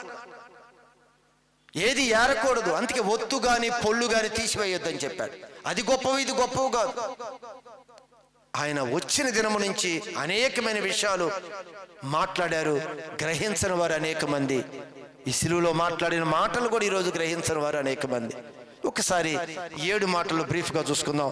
సమయానికే మనం క్లోజ్ చేసుకుందాం. ఒకసారి చూడండి. మొదటి మాట లోకాసు వార్త 23వ అధ్యాయము 34వ వాక్య భాగము. తండ్రి వీరు ఏమి చేయుచున్నారో వీరు ఎరగరు కనుక వీరిని క్షమించుము. మొదటిగా యేసు ప్రభు శిలువలోకి వెళ్ళినప్పుడు ఆయన మాట్లాడిన మొదటి మాట, అప్పటికే దేహంలో రక్తమంతా పోయింది, నడవటానికి లేదు, పూర్తిగా మేకులతో కాళ్ళు చేతులు మేకులు కొట్టి వేలాడుతూ ఉన్నాడు. ఆ భయంకరమైన పరిస్థితుల్లో కూడా అధికారులు ఎన్ని మాటలు అడిగినా సమాధానం చెప్పలేదు. ఎన్ని హింసిస్తున్నా నోరుపు మెదపలేదు, నోరెక్కడా తెరవలేదు. కానీ శిలువలోకి వెళ్ళిన తర్వాత ఇప్పుడు నోరు విప్పి మాట్లాడుతున్నాడు యేసుప్రభు. ఏమైనా మాట్లాడుతున్నాడు? మొదటి మాట, అయ్యా ఇంత హింసిస్తున్నారే, ఇంత పొడిచారే, ఇంత ఈడ్చుకొచ్చారే, ఇంత సిలువ వేశారే, ఇంత కొట్టారే, ఉమ్మి వేశారే, గడ్డం పెరికారే, ఇంత చిత్రహింసలు పెట్టారు కదా. ఆయన అంటున్నాడు, తండ్రి వీరు ఏమి చేయుతున్నారో వీరికి తెలియదయ్యా, నువ్వు క్షమించు. వారి మీద శిక్ష రానివ్వద్దు, వాటి మీద శిక్ష రానివ్వద్దు. వాళ్ళు ఒకరోజు తెలుసుకుంటారు, వారు ఒకరోజు సత్యాన్ని తెలుసుకుంటారు, వారి మీదకి శిక్ష రానివ్వద్దు అని మొదటి మాట మాట్లాడుతూ ఉన్నారు. అందుకే మీరు గమనించండి సంగమా, బైబిల్ గ్రంథంలో మీరు చూస్తే ఆయన అంటాడు, మీరు అక్కడ అంటాడు, మనుషుల అపరాధములను మీరు క్షమించిన ఎడల మీ పరలోకపు తండ్రియు మీ అపరాధములు కూడా క్షమిస్తాడు. మీరు మనుషులు చేసిన అపరాధాలు మీరు క్షమించకపోతే మీ తండ్రి కూడా మీరు చేసే అపరాధాలు క్షమించడు, క్షమించబడవు. ఇది చాలా క్రైస్తవ దేవుని పిల్లలకి సత్యం మనకు అర్థం కావాలండి. అసలు మొదటి మాట యేసు ప్రభు మాట్లాడుతున్న మాట ఇదే, క్షమించాలి. మీరు క్షమించబోతే ఏ మాట చదివా మనం? మీరు మనుషుల అపరాధములను క్షమిస్తే పరలోకముందున్న దేవుడు నీవు అపరాధం చేసినప్పుడు, నువ్వు తప్పు చేసినప్పుడు, నువ్వు తెలియక తొట్రపాటులో పాపం చేసినప్పుడు ప్రభువా అంటే నిన్ను క్షమిస్తాడు. తోటివారు తప్పు చేస్తే నీ ఎడల నువ్వు క్షమించకుండా శిక్షించాలి అనుకున్నప్పుడు, నువ్వు తప్పు చేస్తే నేను ఎలా క్షమిస్తాను? నేను క్షమించాలి అంటే నువ్వు తప్పనిసరిగా ప్రతి ఒక్కరి దోషాన్ని నువ్వు క్షమించవలసిందే. ఎన్ని మారులయ్యా, ఎన్ని మారులు క్షమించాలి అని అడిగాడు ఒక పెద్ద ఆయన వచ్చి. పెద్ద ఆయన వచ్చి మధ్యలో ఎన్నిసార్లు క్షమించాలి మనకు కూడా అంటాం కదా, ఎన్నిసార్లు క్షమిస్తాను మనం కూడా మాట, ఎన్నిసార్లు క్షమించాలి. అందుకే ఆయన ముందే చెప్పాడు మనం ఎలానే అంటామని. నా సహోదరుడు నా ఎడల తప్పిదము చేసిన ఎడల నేను ఎన్ని మారులు అతన్ని క్షమింపవలెను? ఎన్ని మారులు అతను నేను క్షమించవలెను? 7 మారుల మట్టుగా అని అడిగాడు. 7 మారులు మట్టుగా అని అడిగాడు. కాదు, 7 మారుల మట్టుకే కాదు, 7 మారులు మట్టుకే కాదు, 70 ఏళ్ల మారులు మట్టుకు, 70 ఏళ్ల మారులు మట్టుకు. అంటే జీవితకాలం అంతా కూడా నువ్వు క్షమించాల్సింది. క్షమిస్తే నీకు క్షమాపణ దొరికింది. నువ్వు పగబెట్టుకున్నావా, నువ్వు వాళ్ళు ఏ విధంగా నాశనం చేయాలని కోరుకున్నావా, తగిన శిక్ష వాళ్ళు అనుభవించాలని కోరుకున్నావా, నీ దేవుడు నిన్ను నీ దోషం వచ్చినప్పుడు, ప్రభువా నువ్వు సహాయానికి వచ్చినప్పుడు ఆయనని క్షమించు. అందుకే ప్రభు అన్నాడు, ఆయన ప్రతి మాటలో చూస్తే క్షమించే మనస్సు ఎంత ప్రాముఖ్యమైంది అంటే చాలా ప్రాముఖ్యమైనది. అంత బాధల్లో కూడా ఆయన వారిని శిక్షించడానికి ఒప్పుకోలేదు. మనం కూడా చాలాసార్లు ఈ మాటలు మనకు తెలిసినా సరే మనం క్షమించే తత్వం మనలో లేదు. అందుకే అంటాడు, సహోదరుణ్ణి ద్వేషించువాడంట నరకాగ్ని అంటాడు ఆయన. అంటే అసలు ద్వేషించి ద్రోహి అని కానీ మన సహోదరుని ద్వేషిస్తే, ఆయన తప్పుని పెట్టి అతను హేళన చేస్తే, చులకనగా మాట్లాడితే, క్షమించే మనసు తప్పనిసరిగా క్రైస్తవుడిగా ప్రతి ఒక్కరికి రావాలండి. ఇది తప్పనిసరిగా మనం క్షమించవలసిందే. యేసు ప్రభువే అంత భయంకరమైన స్థితిలో కూడా ఆయన తెలియక చేస్తున్నారు. నీ ముందు వాడిని ఈరోజు సువార్తకి వెళ్తున్నావు, భయంకరమైన వ్యతిరేకాలు వచ్చాయి, కానీ ప్రభు వారికి తెలుసు అంటారా? మీరు అనుకుంటారు అంత చదువుకున్నారు వారికి తెలియదా అని. తెలియలేదు, వారికి తెలియదు. అందుకే క్షమించమని చెప్తున్నాడు. నువ్వు క్షమించు, పగ తీర్చుకోవద్దు. వాళ్ళు చేసిన తప్పే, వారు చేస్తున్నవి విధానాలు తప్పే, కానీ న్యాయంగా తీర్పు తీర్చే దేవుని చేతులకి అప్పగించు అన్న మాటను మర్చిపోవద్దు. అయితే రెండవదిగా, మొదటి మాట, తండ్రి వీరేమి చేయుచున్నారు వీరు ఎరుగురు కనుక వీరిని క్షమించుము, మొదటి మాట. రెండో మాట లోకా సువార్త 23:43. నేడు నీవు నాతో కూడా పరదేశులో ఉందువు. అమ్మ జాగ్రత్తగా మాట గమనించాలి. రెండవ మాట ఇది. మొదటి మాట ఏమన్నా, అందరూ కూడా శిక్షించి హేళన చేసి తృణీకరించి కొట్టి అందరు చేసిన వారి పట్ల ఆ మాట మాట్లాడారు. ఈ రెండోది ఏంటి అంటే, యేసు ప్రభుతో పాటు 2 దొంగలని సిలువ మీదకి ఎక్కించారు. యేసు ప్రభుతో పాటు 2 దొంగలని ఆ సిలువ పైకి తీసుకొని వచ్చారు. 2 యేసు ప్రభుని ఎరిగిన వారే, యేసు ప్రభు కార్యాలు చూసిన వారే, కానీ రక్షణ పొందుకున్న వారు కాదు, వారు ఇంకేదీ కాదు. యేసు ప్రభు గురించి వారు విన్నారు సమాచారం, వారిద్దరు దొంగలు. వీరిద్దరిని కూడా యేసు ప్రభువును సిలువ వేసే సమయంలో ఇద్దరు దొంగలు కూడా, కుడివైపు దొంగ ఎడమవైపు దొంగని ఇద్దరు దొంగలు కూడా ఎక్కించారు, ముగ్గురికి సిలువ వేసేశారు.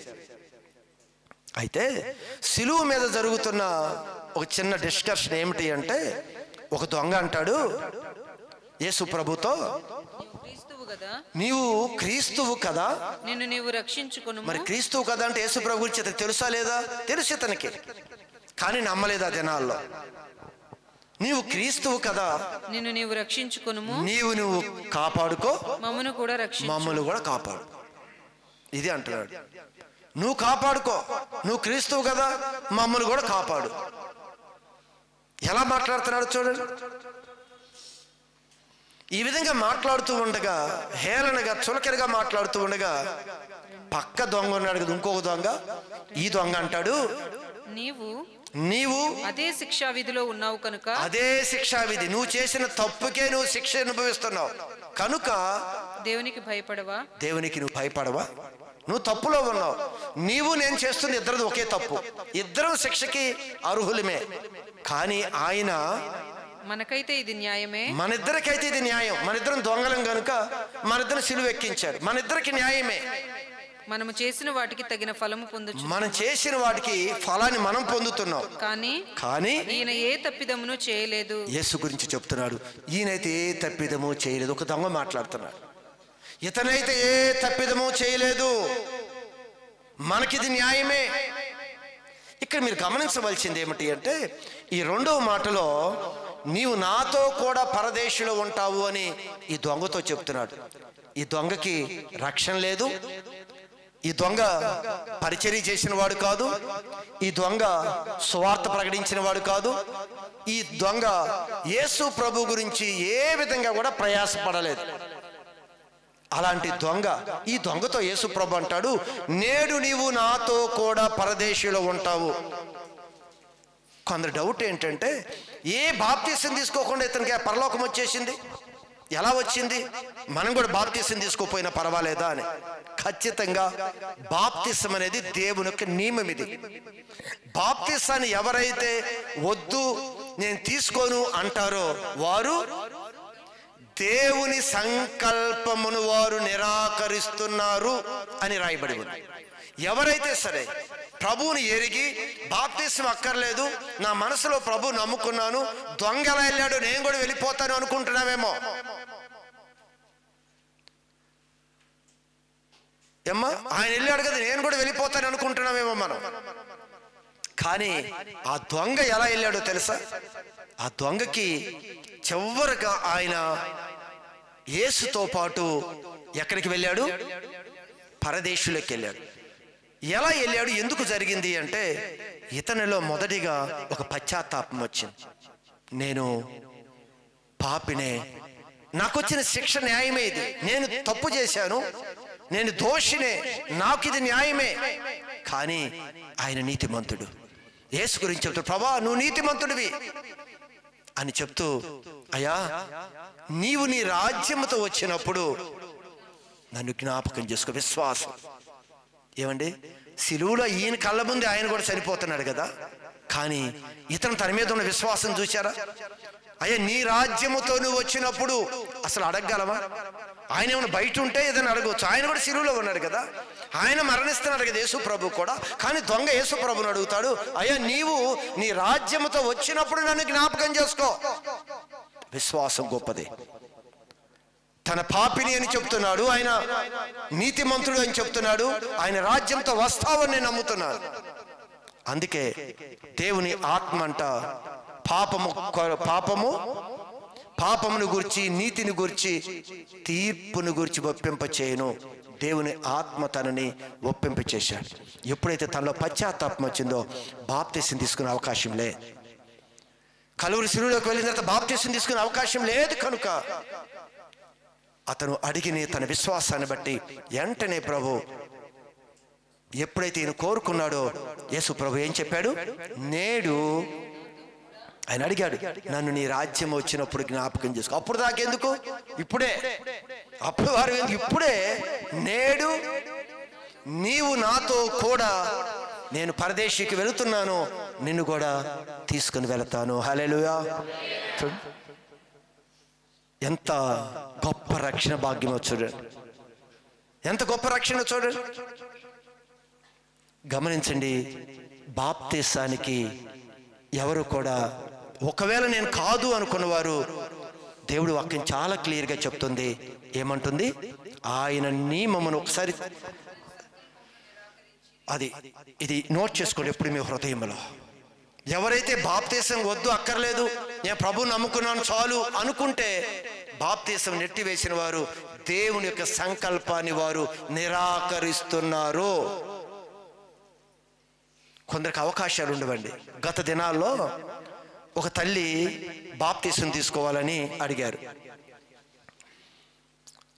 బాగా దేవుడికి ప్రార్థన చేస్తుంది, బాగా నేను తీసుకోవాలని అంది. నేను అప్పటికి ప్రభువులో బలపడింది.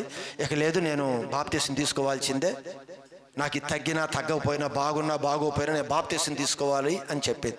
సరే, ఒక డేట్ చెప్పా. ఆ రోజు బాప్తీసాలు జరుగుతున్నాయి అమ్మ. ఆగస్టు 15కి ఒకసారి, జనవరి 1కి ఒకసారి, 2 సందర్భాల్లో బాప్తీసాలు ఇస్తామని చర్చిలో. నువ్వు సిద్ధపడమన్నావు. అయితే ఆ తల్లి బాప్తీసానికి సిద్ధపడింది. ఆమె హెల్త్ కండిషన్ చూస్తే చాలా సివియర్గా ఉంది. అయితే నేను అన్నాను, అమ్మ కొన్నాళ్ళు అయిపోయిన తర్వాత తీసుకుందువు, కొంచెం హెల్త్ ఇదవని, ఈ పరిస్థితుల్లో తీసుకోవటం బాగుండదు అని చెప్పాను. కాదు, ఏదైనా సరే నేను బాప్తీసం తీసుకోవాల్సిందే అని చెప్పింది. తన నోటి మాటను బట్టి సరే బాప్తీసానికి రమ్మని చెప్పాం. పవనాన్ని కారులో తీసుకొని వచ్చి చివరికి నదీ తీరం వరకు ఎంత మ్యాక్సిమం రాగలిగితే అంత ముందుకు తీసుకొని వచ్చారు. తీసుకొచ్చి ఆవిడని కారులో నుంచి దించారు. చాలా వీక్గా ఉంది. నాకు అప్పటికి అర్థమైపోయింది. అప్పటికి నేను వద్దు అని కూడా నేను ముందు చెప్పాను. సరే, తను ఆ విధంగా సరే వాళ్ళు ఆపి నేను నదిలోనికి తీసుకుని వెళ్ళాను.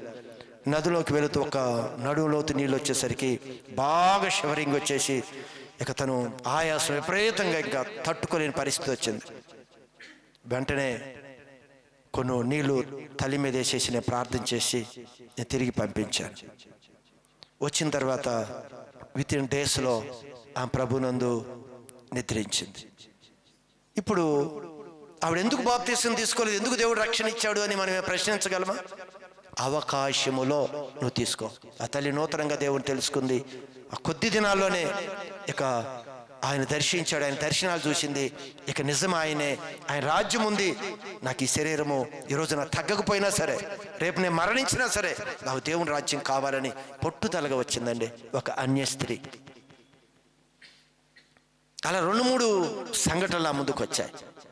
అందుకే ఎందుకు వచ్చింది కలువరి శిలువలో దొంగకి రక్షణ అంటే, అదిగో అవకాశం అక్కడ లేదు, కానీ తనలో మారు మనసు ఉంది, తనలో పాప క్షమాపణ ఉంది, ఆయన రాజ్యంతో రాబోతున్నాడని విశ్వసించింది. ఆ తల్లి ఎలా తీసుకుందో శిలువలో దొంగకు కూడా అలానే రక్షణ వచ్చింది. ఎన్నో మాటలు చెప్పుకున్నాం. ఇప్పుడు 2 మాటలు, ఇంకా 15 నిమిషాలు ఉంది. త్వరగా 3వ మాటలోకి వెళ్దాం. యోహాను సువార్త 19వ అధ్యాయము 26వ వాక్య భాగము. యేసు తన తల్లియు తాను ప్రేమించిన శిష్యుడు దగ్గర నిలుచుండుట చూచి, తన దగ్గర నిలిచి ఉండుట చూచి, అమ్మా ఇదిగో నీ కుమారుడు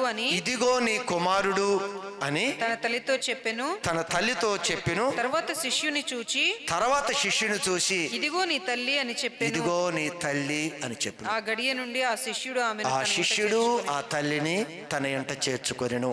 గమనించండి, యేసు ప్రభు వెళ్ళిపోతునేసరికి తల్లి బాగా బాగా ఏడ్చింది. తల్లి తను ప్రేమిస్తున్న శిష్యుడు కూడా తన యొక్క స్నేహితుల్లాంటి ప్రభు వెళ్ళిపోతునేసరికి తను తట్టుకోలేక దుఃఖపడుతూ ఉన్నారు వీళ్ళిద్దరు. అనేక మంది శిష్యులు ఉన్నా, ఇదిగో తన ప్రేమిస్తున్న శిష్యుడు, ఎక్కువగా ప్రభువుని ప్రేమిస్తున్న శిష్యుడు ఏడుస్తూ ఉన్నాడు. తల్లి బాధపడుతూ ఉంది. వాళ్ళిద్దరిని చూసి ఆయన ఇదిగో ఒకరిని అప్పగించాడు. ఆ దినం నుంచి తల్లి కుమారులాగా వారిద్దరిని ఉండే విధంగా ప్రభు చేశాడు. ఇక్కడ ఒక విషయం గమనించండి. మీరు ప్రభు అంటాడు, మీరెప్పుడూ కూడా చింతించవద్దు అని చెప్తాడు. దేని కొరకు మీరు చింతించవద్దు, నీ చింత నా మీద వెయ్యి అన్నాడు. నేను నీ కొరకు నేను చింతిస్తున్నాను కదా. ఇప్పుడు రేపేమవుద్ది, ఎల్లుండి ఏమవుతుంది, ఉద్యోగం ఏంది, వివాహం ఏంది, రేపు ఏం చేస్తావు, ఎందుకు నీకు చింత ఎందుకు? నేను చింతిస్తున్నా నీ కొరకు. నమ్మాలి నువ్వు దేవుడి మాటని, నువ్వు దేవుడి మాట నమ్మ. నీ కొరకు నేను చింతిస్తున్నాను. నీ శరీరంలో అనారోగ్యం ఉందా, నీ కుటుంబంలో ఇబ్బందులు ఉన్నాయా, నేను చింతిస్తున్నాను కదా, నువ్వెందుకు చింతిస్తావు, నువ్వు చింతించొద్దు అని చెప్పాడు కదా ప్రభు. చూశారా, వాళ్ళు బాధపడుతుంటే యేసు ప్రభు సిలువలో ఉండి కూడా ఇదిగో వాళ్ళ కొరకు ఒక బాధ్యత కలిగిన వ్యక్తిగా కనిపిస్తున్నాడు. సిలువలో ఉండి తన ఎంత బాధలు అనిపిస్తున్న ప్రభువు కూడా తల్లిని చూసి, తన ప్రేమిస్తున్న శిష్యుని చూసి ఏ విధంగా మాట్లాడాడు చూడండి. ఆయన చింతిస్తాడండి. నీకెవరైనా మంచి స్నేహితులు కావాలని ఆయనే సమకూరుస్తాడు. మంచి కుటుంబాలు నీకు సమకూరుస్తాడు. మంచి జీవిత భాగస్వాములు సమకూరుస్తాడు ఆయన. నీ శరీరానికి మంచి ఆరోగ్యం ఇస్తాడు ఆయన. సమస్తం కూడా నువ్వు చింతపడటం కాదు, నువ్వు దేవుణ్ణి ప్రేమించడం ఒకటే నేర్చుకో. నువ్వు ఆయన ప్రేమించడమే నేర్చుకో. నీ పట్ల చింతించేది ఆయన, నువ్వు చింతించొద్దు. నీ యొక్క కుటుంబంలో నీ పిల్లలు, నీ జీవితంలో వస్తున్న పరిస్థితులు బట్టి చింతించొద్దు. నీ చింత యావత్తు నా మీదే, నేను నీ కొరకు చింతిస్తున్నాను అనే విధంగా యేసు ప్రభు కూడా సిలువలో ఉండి కూడా తల్లి బాధ్యత గురించి మాట్లాడుతున్నాడు. తను ప్రేమిస్తున్న శిష్యుడు బాధ్యత గురించి మాట్లాడతాడు. ఈరోజు మనం కూడా ప్రేమిస్తే దేవుడు మన గురించి ఆలోచిస్తాడు. మన గురించి ఆలోచిస్తాడు ఆయన. విడిచిపెట్టడు, కనురెప్పవలే కాపాడుతాడు ఆయన. తల్లి విడిచినా, తండ్రి విడిచినా నేను విడవను అని చెప్పిన మాట ఖచ్చితం. మనం ఎందుకంటే చింతించేది? నువ్వెందుకు దేన్ని చింతిస్తావు? నువ్వు చింతిస్తే ఒక మూరెడు ఎక్కువ చేసుకోలేవు అన్నాడు. ఏంటంట? చింతించుట వల్ల నీ ఎత్తు మూరెడు ఎక్కువ చేసుకుని. పొట్టిగా ఉన్నాను, రోజు చింతించాను అనుకో, ఇదేమన్నా 2 గజాలు పెరుగుతానా? ప్రాబ్లమ్స్ కూడా అంతే. నువ్వు చింతించడం వల్ల ప్రాబ్లం సాల్వ్ అవ్వదు. దేవుని యొద్దకు వచ్చి మనసు పెడితే ప్రాబ్లం సాల్వ్ అయింది. చింత వలన ఏమి రాలవంటారు కదా, చింత వల్ల పని జరగదు. ఇక్కడ చింత వల్ల పని జరగదు. దేవుని యందు విశ్వాసం ఉంచి ప్రేమిస్తే పని జరిగింది. అందుకే యేసు ప్రభు శిష్యుడుతో తల్లితో అంటున్నాడు, ఇదిగో నీ తల్లి, నీ యొక్క కుమారుడు. ఈరోజు మన జీవితంలో కూడా ఏది కొదువు ఉందో దానిలో ఖచ్చితంగా దేవుడు దాన్ని భర్తీ చేస్తాడు. మనందరి పట్ల ఒక బాధ్యత కలిగి ఉంటాడు. 4వది, నా దేవా నా దేవా నా దేవా నన్ను ఎందుకు చెయ్యి విడిచితివి? నన్ను ఎందుకు చెయ్యి విడిచితివి? ఏమిటంట? తండ్రి చెయ్యి విడిచాడు. ఆయన చెయ్యి విడిచాడు అంటే ఆ చేతితో మనల్ని పట్టుకున్నాడు ఆయన. యేసు ప్రభు చెయ్యి విడిచాడు. ఇదిగో మన చెయ్యిని తండ్రి చేతులకు అప్పగించేసి యేసు ప్రభు చెయ్యి విడిచిపెట్టాడు. ఏ పని గురించి అయితే వచ్చాడో, ఏది నెరవేర్చడానికైతే వచ్చాడో ఖచ్చితంగా యేసు ప్రభు కూడా ఇదిగో మన చేతిని తీసుకుని వెళ్ళి తండ్రి చేతులకు అప్పగించాడు ఆయన. ఆయన విడిచాడు చెయ్యి. ఆయన చెయ్యి విడవబడాలి. విడవబడితేనే ఈ చెయ్యి తండ్రి చేతితో కలవబడింది. ఆయన చెయ్యి విడవబడితేనే ఇదిగో అతి పరిశుద్ధ స్థలానికి పరిశుద్ధ స్థలానికి మధ్యలో ఉన్న తెర చిరిగిపోతుంది. ఇది జరగాలంటే ఖచ్చితంగా తండ్రి చెయ్యి విడవాలి. ఆయన విడవకపోతే మరణం జరగదు. ఆయన విడవాలి. ఆయన విడవబడ్డాడు కనుక ఎప్పుడైతే ఆ చెయ్యిని విడిచాడు, మన చెయ్యి ఆయన చేతిలో తండ్రి చేతిలో పెట్టి యేసు ప్రభు చెయ్యి విడిచిపెట్టాడు. అందుకే ఆ ఎడబాటుని భరించలేకపోయాడండి ప్రభు. ఏమండి, మనం కూడా ప్రభు లేకుండా ఎన్నో దినాలు గడిపిన దినాలు ఉన్నాయి.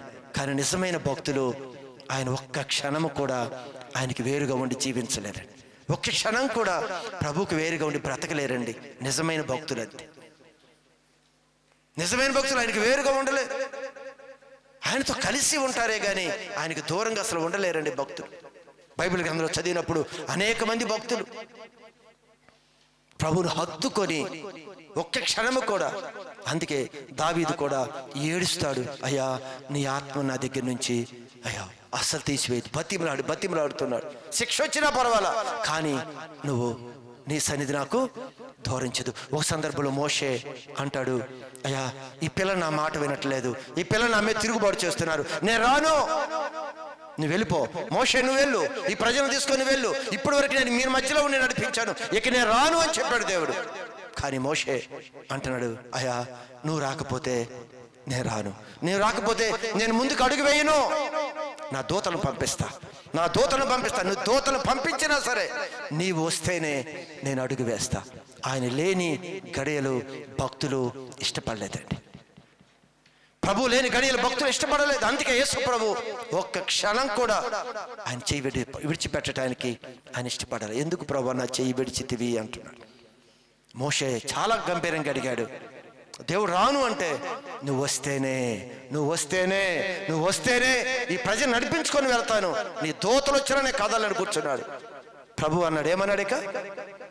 సరే నేను వస్తాను, కొనసాగండి అనగానే ఆనందంతో మోషే ఇశ్రాయేలు ప్రజలు ముందుకు నడిపించాడు. 5వ మాట లేఖనము నెరవేరు. యోహాను సువార్త 19వ అధ్యాయం 28వ వాక్య భాగం. లేఖనము నెరవేరునట్లు నేను దప్పికొనుచున్నాను అనేను. లేఖనము నెరవేరునట్లుగా నేను తప్పికొనుచున్నాను. ఏమిటంట? ఏమి నెరవేరునట్లుగా? లేఖనాలు నెరవేర్పు. ఏమిటి చెప్పండి? లేఖనాలు ఏమి నెరవేర్పు జరిగాయో చెప్పండి. దప్పికొనుచున్నాను అని చెప్పాడు. ఇక్కడ ఏం చెప్పాడు? దప్పికొనుచున్నాను. ఏంటండి దప్పిక? ఒక్కడు గమనించండి, యేసు ప్రభు ఈ భూమి మీద ఉన్నంత కాలం కూడా ఒకే దప్పిక, ఒకే దాహం, ఒకే ఆహారం కొరకు ఆయన ఎదురు చూసేవాడు. సమరీ స్త్రీ దగ్గరికి వెళ్ళినప్పుడు కూడా నాకు నీరు కావాలి అని అడిగాడు. ఖచ్చితంగా ఏ నీరు గురించి అడిగాడు యేసు ప్రభు? ఆ నీరు గురించి కాదు. ఒకవేళ తెలిస్తే నన్నే నీరు ఇవ్వమని నువ్వు అడుగుతావు అని కూడా చెప్పాడు. అవి కడుపులో నుంచి జీవజల నదులు ప్రవహిస్తాయని చెప్తున్నాడు. ఈయన నీరు అని చెప్పిందంతా కూడా ఆత్మల రక్షణ గురించి ప్రభు మాట్లాడుతున్నాడు. ఆత్మలు రక్షణ, ఆత్మల రక్షణ. అందుకే అక్కడ అంటాడు, యేసు ప్రభు శిష్యులు వచ్చి అయ్యా నువ్వు భోజనం చేద్దు రా అని పిలిస్తే యేసు ప్రభు ఏమంటాడు? మీకు తెలియని ఆహారం ఏముంది? నాకు తెలియని ఆహారం ఏంటో, దాహం ఏంటో, నీరేంటో ఏముంది నీ దగ్గర? ఏముంది అంటే ఆహారం వేరు, ఆ దాహం వేరండి. ఖచ్చితంగా అనేకమైన ఆత్మల యొక్క దాహం. అందుకైనా ఏ మాట మాట్లాడుతున్నాడు? దప్పిక కొని అది లేఖనము నెరవేరేది అంటే ఆ నెరవేర్పు కొరకు దాహంతో ఉన్నాడు. కొద్ది నిమిషాల్లో అది నెరవేర్పు జరగబోతుంది. కొద్ది నిమిషాలు నెరవేర్పు జరగదు. ఆ నెరవేర్పు కొరకు ఇంకా దాహంగా ఉన్నాడు. అది ఎప్పుడు నెరవేరిద్ది అంటే ఆయన మరణిస్తే ఇది నెరవేర్పు జరిగిపోయింది. 6వ వాక్య భాగం యోహాను సువార్త 19వ అధ్యాయం 30వ వాక్య భాగం. యేసు ఆ చిరక పుచ్చుకొని సమాప్తమాయెను అని చెప్పాడంట. ఏం చెప్పాడు? 6వ మాట సమాప్తమైపోయింది. ఏం సమాప్తం చేశాడు చెప్పండి? ఆయన ఏం సమాప్తం చేశాడు? ఆయన ఏం సమాప్తం చేశాడు? ఈ భూమి మీద తన వచ్చిన పని అంతా కూడా సంపూర్తి చేశాడు. తండ్రి ఏది అప్పగించాడో అప్పగించిన పని అంతటిని కూడా పూర్తి చేసేసాడు ఈయన. సమాప్తమాయెను. అందుకే 33.5 సంవత్సరాలు ఆ టైంలో కూడా ఇదిగో తన కాలము పరిపూర్ణమైంది, తన కాలము ఇక వెళ్ళబోయే కాలం వచ్చింది అంటే ఇచ్చిన 33.5 సంవత్సరాల్లో తన యొక్క జర్నీ అంతటిని కూడా పూర్తి చేసేసాడు. తండ్రి అప్పగించిందంతా చేశాడు. అందుకే మీరు అక్కడ చదవగలిగితే అక్కడ లోకస్వార్త 4:18లో అదిగో ప్రభు ఆత్మ నా మీద ఉన్నది, బేదలకు సువార్త ప్రకటించుటకై. ఇదిగో ఇవన్నీ ఆయన బాధ్యత. ఇవన్నీ చేశాడో లేదు చూడండి. బేదలకు సువార్త ప్రకటించుటకై, ప్రకటించడానికి ఆయన నన్ను అభిషేకించును. అందుకు వచ్చాడు ఆయన. బేదలకు సువార్త ప్రకటించడానికి, చెరలో ఉన్న వారిని విడుదల చేయటానికి, గుడ్డి వారికి చూపు, కుంటి వారికి నడకనివ్వటానికి, నలిగిన వారిని విడిపించటానికి, ప్రతి ప్రభు యొక్క హితవత్సరము అంటే మంచి సంవత్సరములు ప్రకటించటానికి మంచి దినాలు వస్తున్నాయి మీకు. ఇక మీరు చెరలో ఉండరు. మంచి దినాలు, ఒక దినం రాబోతుంది అని అన్ని మంచి దినాల గురించి ప్రకటించుటకు ఆయన నన్ను పంపి ఉన్నాడు. ఈ వచ్చిన పని అంతా కూడా యేసుప్రభు ఏం చేశాడు? సమాప్తమైంది. నాకు అప్పగించిన పని అంతా సమాప్తమైంది. ప్రభు మనకు కూడా అప్పగించాడు. ఆయన వెళుతూ మనకి కొన్ని అప్పగించాడు. మనం కూడా సమాప్తమైంది ప్రభువా, నువ్వు అప్పగించిన పనంతా కూడా నేను సంపూర్తిగా నెరవేర్చాను అనే విషయాన్ని మనం ఎప్పుడైతే చెప్తామో ఆయన అంటాడు, బల నమ్మకమైన నా మంచి దాసురాలా దాసుడా అంటాడు. అది అనిపించుకోవాలి. బల నమ్మకమైన మంచి దాసుడా దాసురాలా అనిపించుకోవాలి. దేవుడు అప్పగించిన పనిని సంపూర్తిగా మనం ముందుకు కొనసాగించాలి. ఆయన అయితే సమాప్తం అయిపోయింది, నాకు అప్పగించిన దాన్ని సంపూర్తి చేసేసాను అని చెప్పుకున్నాడు. అందుకే మనం కూడా మనకు అప్పగించిన బాధ్యతని ఆయన అది ఇంకొంచెం అర్థం కావాలి. ఇంకేం సమాప్తం చేశాడు ఒక్క మాట చెప్తాను మీకు. చూడండి, కొలసీలకు రాసిన పత్రిక 2వ అధ్యాయము 15వ వాక్య భాగం. కొలసీలకు రాసిన పత్రిక 2వ అధ్యాయము 15వ వాక్య భాగం. అపరాధముల వలనను, చూడండి అమ్మా, అపరాధముల వలనను శరీరమందు సున్నతి పొందక ఉండుట వలన, శరీరము అంద సున్నతి అనే బాప్తిసం అప్పుడు లేదు, సున్నతి పొందకపోవటం వలనను మీరు మృతులై ఉండగా, మనం మృతులైపోయాం. అప్పట్లో ఏం లేదు, సున్నతి లేదు, అపరాధాలన్నీ మన మీద ఉన్నాయి, మనం చేసిన తప్పులు పాపమంతా మన మీద ఉంది. మీరు మృతులై ఉండగా, మీరు మృతులై ఉండగా అంటే చచ్చిన స్థితిలో ఉన్నాం అంటాడు కదా. బ్రతుకుతున్నావని పేరు మాత్రం ఉంది కానీ నువ్వు మృతుడివే. ఓటర్ లిస్ట్ లో పేరుందేమో, నువ్వు మృతుడివే. ఎందుకంటే పాపమంతా కూడా మన బంధించి వేసి, పాపం మన మీద ఏలుబడి చేస్తుంది, మృత స్థితిలో ఉంచింది పూర్తిగా కూడా. అందుకే అంటున్నాడు ఆయన, దేవుడు వ్రాతరూపకమైన ఆజ్ఞల వలన, దేవుడు రాతపూర్వకమైన ఆజ్ఞ వలన మన మీద రుణముగాను మనకు విరోధముగాను ఉండిన పత్రమును, అది మన మీద పాపం వలన మన మీద అన్నీ కూడా శిక్షలు రాయబడి ఉన్నాయి. మన తప్పులు చేసాం, దొంగతనం చేసాం, హత్యలు చేసాం అనుకోండి, మన మీద ఎన్నో కేసులు పెడతారు అంటారు. 4 కేసులు 10 కేసులు 30 కేసులు ఉన్నాయి అంటారు కదా మన దేశం దోషం మీద. ఇక్కడ కూడా అదే మాట్లాడతాడు. ఏమంటాడు? మళ్ళీ చదవనమాట, మన మీద రుణముగాను మనకు విరోధముగాను ఉండిన పత్రముతో పత్రాన్ని ఏం చేశాడు అంటే మన దోషాలన్నీ కూడా రాయబడి ఉన్నాయి. ఇదిగో ఈ శిక్ష, ఈ పాపం, ఈ శిక్ష, ఇది ఈ నిత్యాగ్ని, మొత్తం మన దోష శిక్ష అంతా పత్రాల మీద రాయబడి ఉన్నాయంట. ఆ పత్రమును మేకులతో సిలువకు కొట్టి, అది అంటాడు కదా, మనం చేసే క్రియలన్నీ అది మంచివైనవి చెడ్డవైనవి అన్నీ కూడా దేవుని యొక్క గ్రంథంలో రాయబడి ఉంటాయి కదా. అయితే ఈ పత్రాన్ని ఏం చేశాడంటే యేసు ప్రభు మేకులతో సిలువ కొట్టి, ఎందుకు అంటే ఈ పాపమంతా ఆయన వేసుకుని వెళ్ళిపోయి ఆయన మేకులు కొట్టేశాడు. ఈ పాపానికి మన మీద దోష శిక్ష రాసినంత పాపానంతా ఆయన మీదకు తీసుకుని వెళ్ళి ఆయన సిలువలో మేకులు కొట్టేసుకున్నాడు ఆయన. అందుకే ఆ మాట రాయబడి ఉంది అక్కడ. ఏమంటాడు? మేకులతో సిలువ కొట్టి దాని మీద చేవ్రాతలన్నీ తుడిచివేసి. అదండి యేసు ప్రభు కలువరి సిలువలో ఏం చేశాడంటే మన మీద రూపింపబడిన దోషాన్ని, శిక్ష, అపరాధాలు, దాని శిక్ష అంతటిని కూడా ఆయన పూర్తిగా తుడిచేశాడు. కలువరి సిలువలో మనకు దొరికిన గొప్ప దీవెన ఏంటో తెలుసా?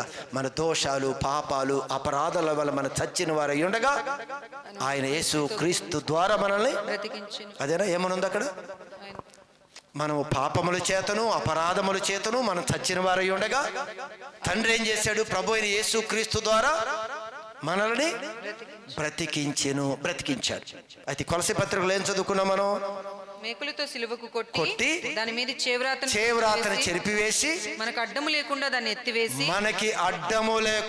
దాన్ని ఎత్తివేసి మన అపరాధములన్నీ క్షమించి ఆయనతో కూడా మనకి నిత్య రాజ్యాన్ని అనుగ్రహించెను. హల్లెలూయా.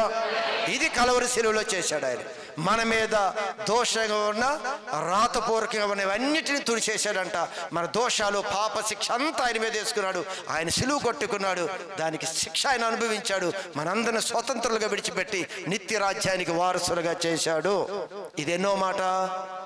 6వ మాట. చివరిగా 7వ మాటలోనికి ముగించి వేస్తా. లోకా సువార్త 23వ అధ్యాయము 46వ వాక్య భాగం. అప్పుడు యేసు అది గొప్ప శబ్దముతో కేకవేసి, తండ్రి నీ చేతికి నా ఆత్మను అప్పగించుకొనుచున్నాను. ఇది చాలా శ్రేష్టమైంది. మనం కూడా మన ఆత్మలని దేవుని చేతికి జాగ్రత్తగా అప్పగించవలసిన బాధ్యత మనకుంది. గమనించండి, దేవుడిచ్చిన రక్షణ, దేవుడు స్వరక్తం ఇచ్చి సంపాదించుకున్న వారం మనం. ఎవరు లోకంలో ఎవరు కాదు, మనం సంపాదించుకు దేవాతి దేవుడు స్వరక్తం ఇచ్చి సంపాదించుకున్న సంఘం.